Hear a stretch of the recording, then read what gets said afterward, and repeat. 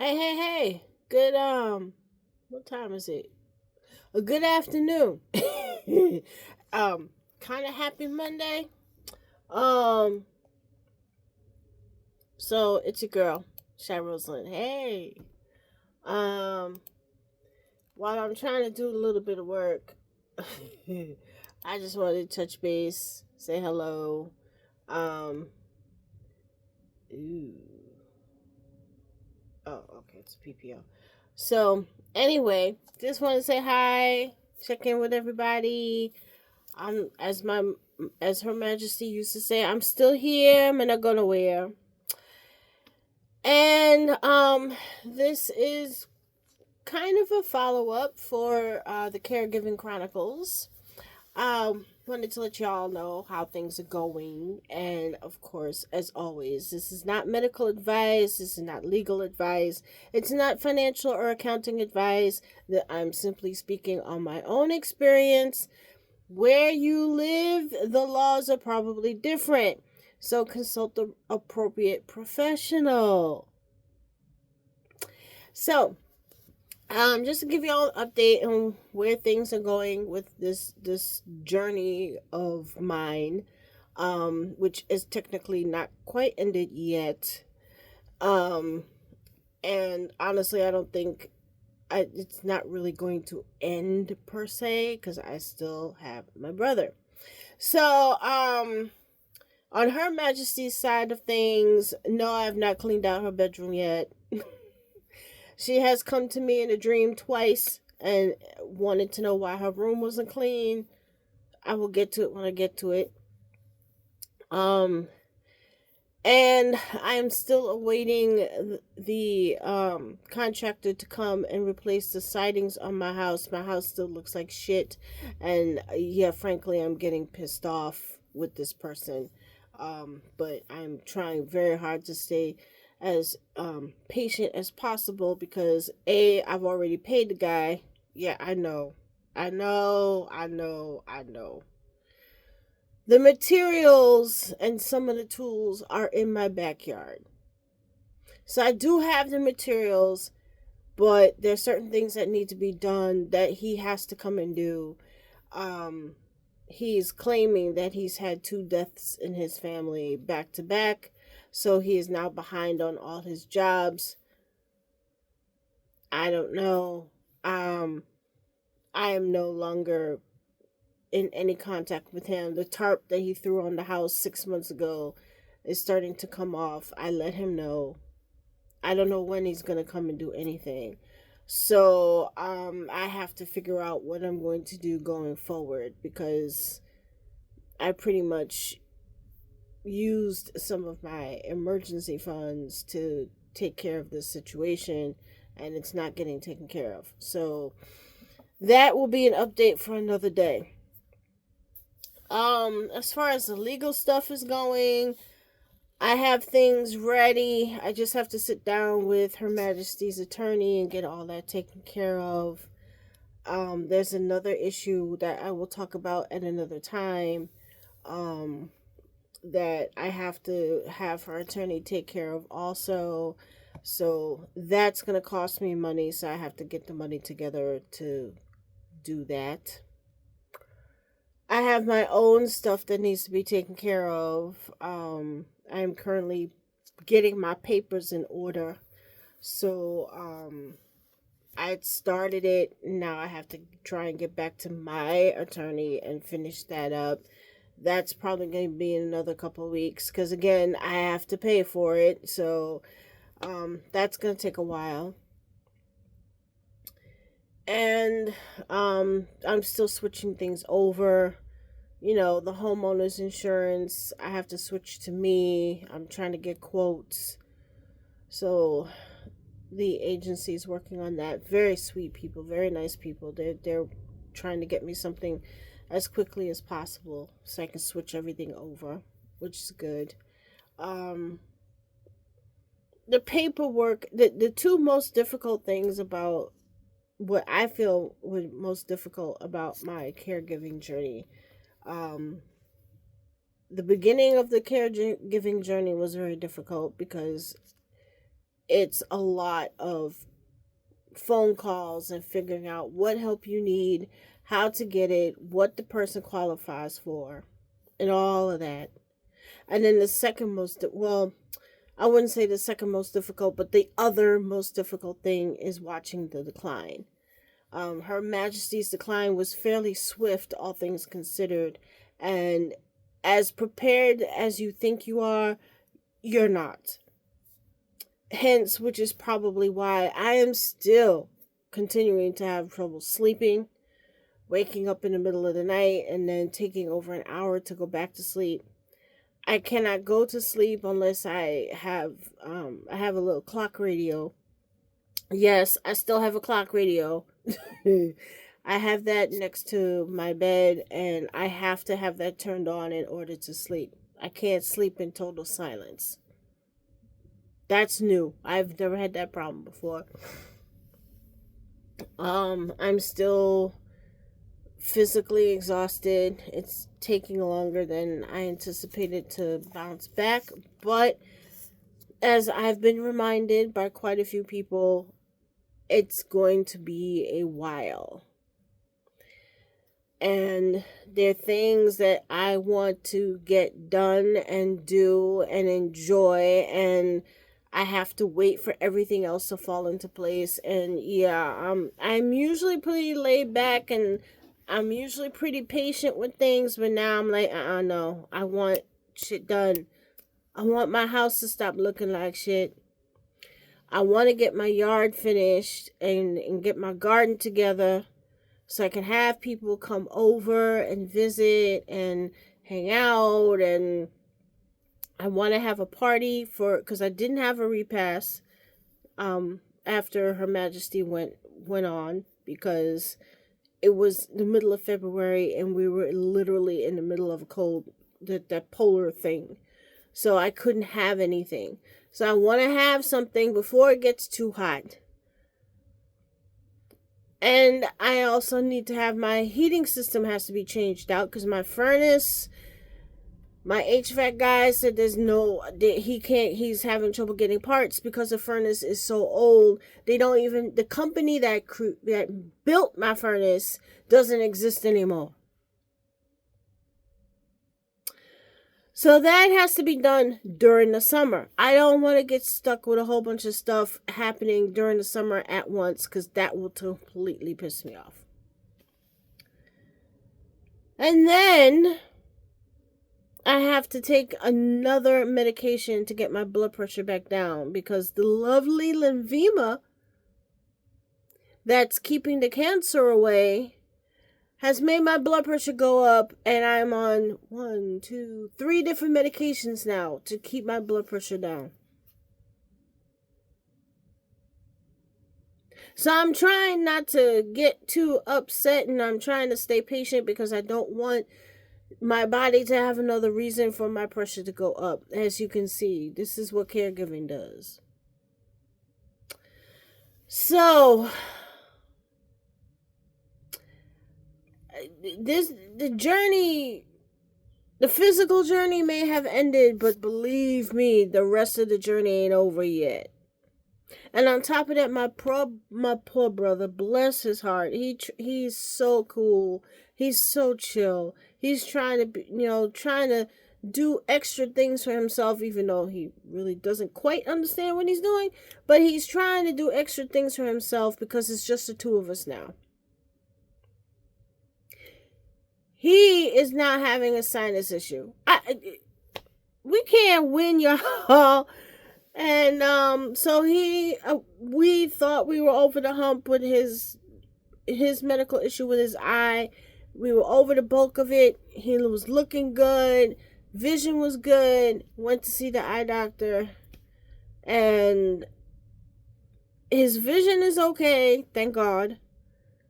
The glaucoma seems to be kind of coming under control, but now he has a sinus problem, which is causing pressure on one of his eyes. So he has to go back to the ear, nose, and throat doctor. Just when we thought things were slowing down for him and he was kind of getting back into his groove, he got to go get something else, got to get checked out. I would love to have a month with no medical appointments except maybe maybe chemotherapy. Just a month with no appointments for either one of us. Maybe my chemotherapy appointment, yeah, okay, fine. But I would love to have nothing else for the two of us. This back and forth to the doctor, not only is it expensive because I have to take him, which means we have to use the cab, and it's really expensive for me because I have to go into Manhattan for my treatment. I'm about to take the subway to chemo this week because I'm sick of it. Oh, Lord. But yeah, it's been up and down, back and forth, and it's no fun. So I'm hoping to at least get over one hump, have one issue resolved as soon as possible, because every issue that's unresolved, all it's doing is it's still sitting on my shoulders. So this has not been fun. This is not fun. There's too much happening at once and too many unresolved issues. So yeah, it's been driving me a bit crazy. So, but on the positive front, I've been getting the itch to buy beads again, which means I will hopefully be doing some projects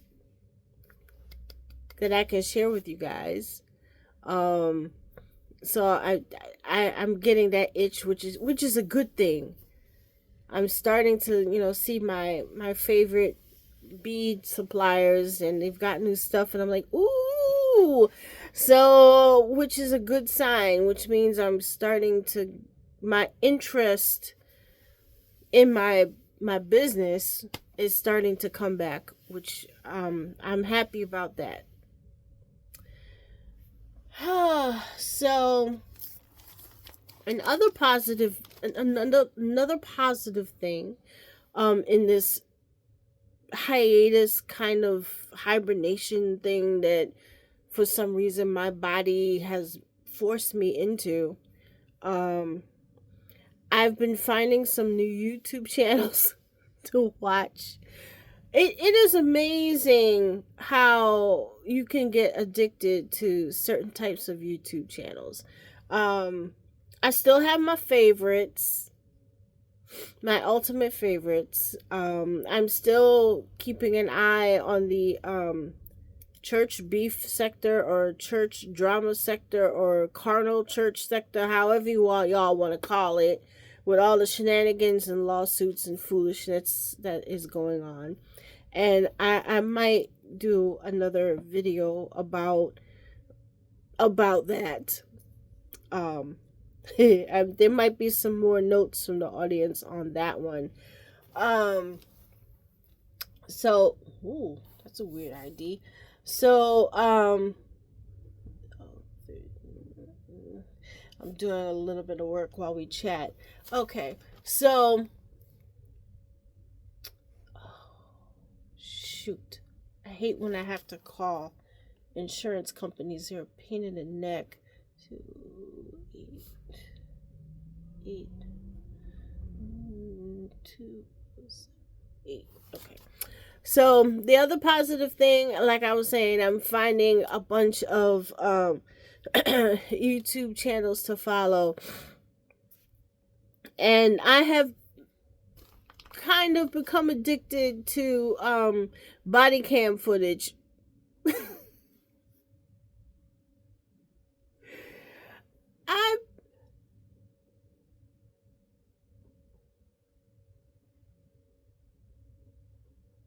I've been watching body cam footage, particularly in the afternoons while I work, and in the evening. Oh, fush. I'll be right back, y'all.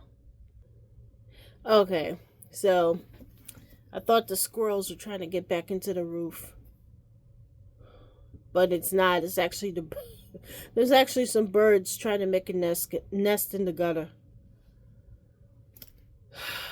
Another story for another day, y'all. But anyway, yeah, I've been watching body cam videos. There are two channels that I have to shout out. There's Sergeant Steve and Sergeant Steve and what's the other guy's name? Um there's two. There's Sergeant Steve and there's another one. Sergeant Steve is pretty funny. We're like the cowboys of convenience. He's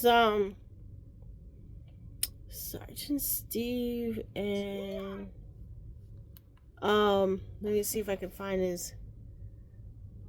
No. Oh, fudge. Hold on a second. I'm looking because I'm subscribed to him. Sergeant Curtis. That I knew it was one of those. Sergeant Steve and Sergeant Curtis.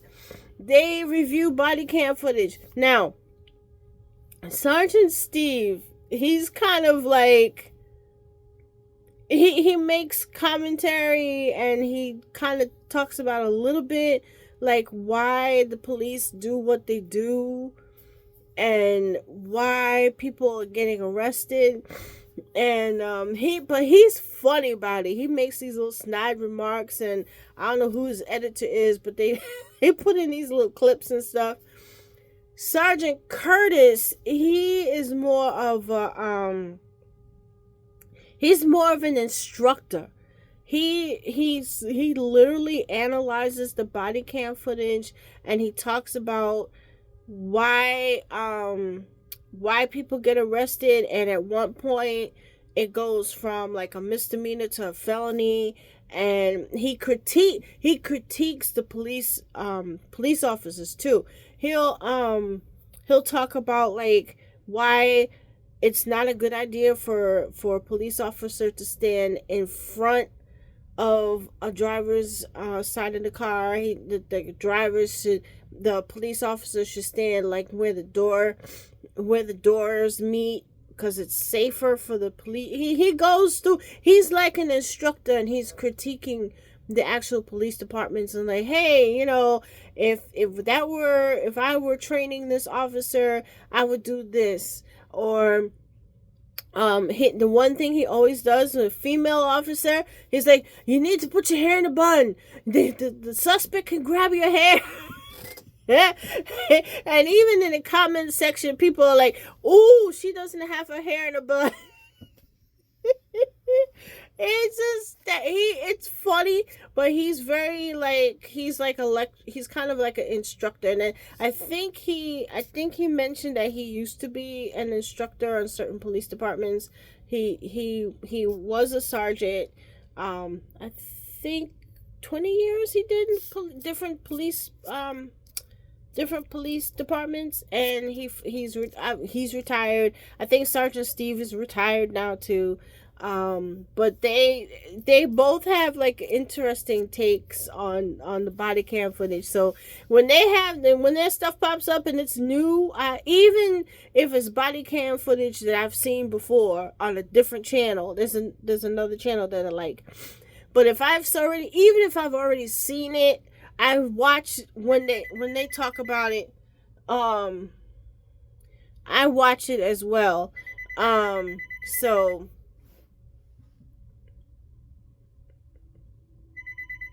I watch it as well. So it's funny, and now I'm addicted to it.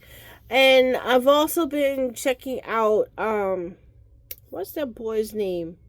Caleb Hammer. He is like a Dave Ramsey, but a younger version. And he has people come on his podcast, and he talks about their finances and stuff like that. Like the people have to bring their credit card statements and stuff like that. And I watch him. Some of the people he has on, like, you can tell, like, they really need help with their finances, and they really need help, and he's like, okay, this is what y'all need to do. Some of the people he has on his show, I'm sorry, but I don't think they're real, or they're putting on, or they're faking it. If it feels like they're like, these, you can't be that deep in a hole debt wise. And it's like Dave Ramsey meets Jerry Springer. That's the only way I can really describe his channel. So yeah, he's another channel that I've been watching in my moments where I can't, especially in the evenings where I can't sleep, or I need to take a quick break from what I'm doing because I'm still working. So I have to take a break from that, and I'll watch a couple of his episodes just to get me, give me a little mental break for a second, and then jump back into what I'm doing. So, I still have people calling me, checking on me, how you doing? Do you need anything? My neighbors, bless them, their granddaughter had her first birthday yesterday, so I dashed over there real quick. I couldn't leave my brother alone because he's going through this sinus thing. But I dashed over real quick. I brought a little present, and they said, take some food. So I grabbed a plate and ran back over. But at some point I will be getting out of the house more. I just want I want my house to be comfy, and my house isn't comfy because all the stuff that I talked about earlier that need to be fixed and repaired, and things that need to be done. So I'm not 100% happy. I'm not comfortable in my house yet. So once I get comfortable, I think everything else hopefully will fall into place. Give me a second. So, yeah, I'm trying to I just want to be relaxed in my own home, and I'm not feeling relaxed yet. So that's gonna take some time. What else? Oh, yes. One thing that I didn't plan on doing, but I've decided to do. I am going to do at least one bereavement session. VNS, Visiting Nurse Service, does offer bereavement counseling. You have up to 13 months after the passing of the loved one. They offer, it's free. It's part of the hospice program.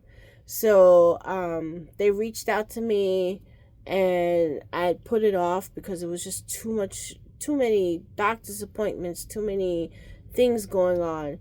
And so they reached out to me Friday night. I want to say Thursday night or Friday night. The lady reached out to me, and she's like, you don't have to if you don't want to, but it's available. And I told her, I said, physically I'm not where I am. And I said, I told her that I had talked to my doctors, and they said what I'm going through is normal, and that it is going to take time physically.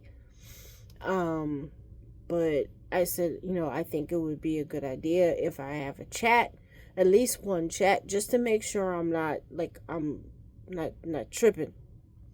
And she said, no, that's fine. So I told her, as soon as I have like a week with no appointments, and I can actually spend like a half hour or 45 minutes on the phone and not worry about, I gotta get here, I gotta go there, I gotta cut this short. Once I can do that and clear my calendar, then I will do a session. So hopefully before the end of the month, well, the end of the month is coming, but hopefully in the next 2 to 3 weeks, I will be doing my first bereavement counseling. So I'll let y'all know how that goes when it happens. let's see what else. I think that's it. Yeah. I think that's all I'm going through. Um so I will keep y'all posted as always. And if my description of what's going on helps you in your caregiving journey, please let me know. I would love to know that these are helpful. And again, it's not financial advice, it's not medical advice, it's not legal advice. You need to consult someone in the area in which you live. I do have phone numbers. If you are in the New York City area and you're looking for, y'all looking for a phone number or what agency to call for certain things, I do have some phone numbers in my Rolodex, and I will be happy to share them. Um, and you can reach out to me through Instagram, Shy Rosalind, N is in Nancy, D is in David, B is in boy. And I'll put the Instagram address in the description. So y'all can reach out to me and I can send you a DM with some phone numbers if that's what you're looking for. If you are in New York City, I just because that's where I am. So I wouldn't be able to tell you, like, if you lived in Nebraska, I wouldn't be able to help. But if you're in the New York City area and you're looking for some general information, like I said, I have phone numbers in my Rolodex, so I'm happy to share those. So, I think that's it for now. I do have to get back to work. And yeah. Yeah, if you're into body cam videos, I never thought I'd say this, but if you're into body cam videos, I recommend those two channels. I'll put them in, I'll shout them out as well. Either the pinned comment or in the description. And y'all can check them out for yourself. And yeah, that's about it. So I will catch up with you guys soon. I'll send y'all an update. And like I said, I'm getting that itch for beads again. So hopefully, bead in chat will appear when it appears. And I hope you guys have the great rest of your week. And I'll catch up with y'all soon. Peace.